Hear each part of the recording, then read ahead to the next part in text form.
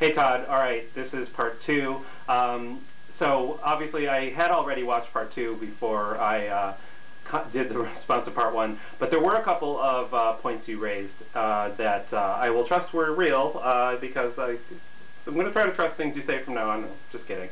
That I really did want to respond to. I don't usually do this kind of video blog thing, but this was one of those times when I felt like it was something I wanted to do. So first of all, you mentioned something about how you had grown up poor, and I did too. And I had that kind of the whole manipulation of my emotions here kind of got interesting because I found myself thinking about, oh, so you've got $16 million now, and what does that mean, like, about you as a person? Are you going to change? Are you going to stop making videos? You know, what's that going to do?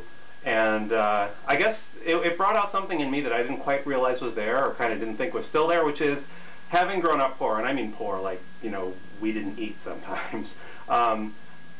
I'm not poor anymore, but, you know, I've got this innate distrust of people when they go from having no money to having some. Although I have friends who have, you know, made quite a success of themselves and are quite comfortable now, and those friends haven't really changed. But I don't know, I just have this innate worry about, oh, is someone going to change? So it was interesting that you brought that out, because having friends that have not changed, I like to believe that I'm open-minded and that people, you know, money doesn't necessarily have to change people, and I don't really believe it does, but that kind of prejudice from you kind of came back for a second.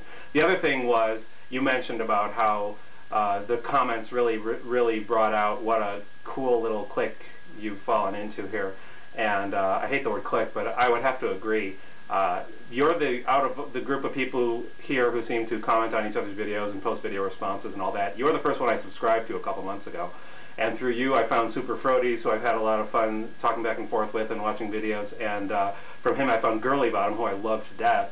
And so this has been a really cool experience for me as well. I mean, there are, you know, I have some skepticism about YouTube as well.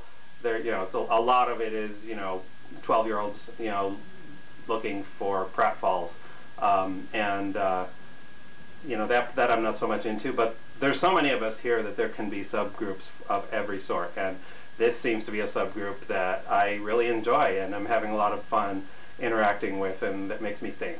So I'm glad to be a part of this little group, and I thank you for kind of bringing that out, because it's definitely the kind of thing that doesn't happen around here all that often, and I am glad that it's happening in this group in particular.